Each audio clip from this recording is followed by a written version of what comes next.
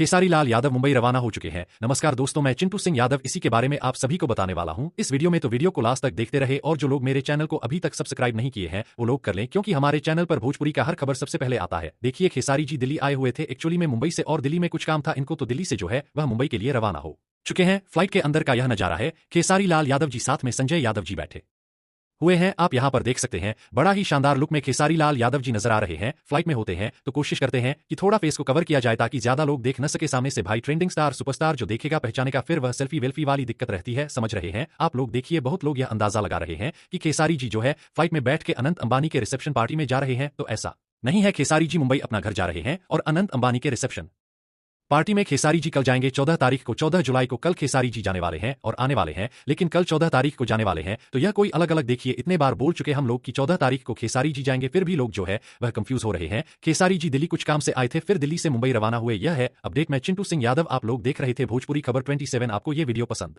आया तो like share जरूर करिएगा। धन्यवाद, लव यू ऑल।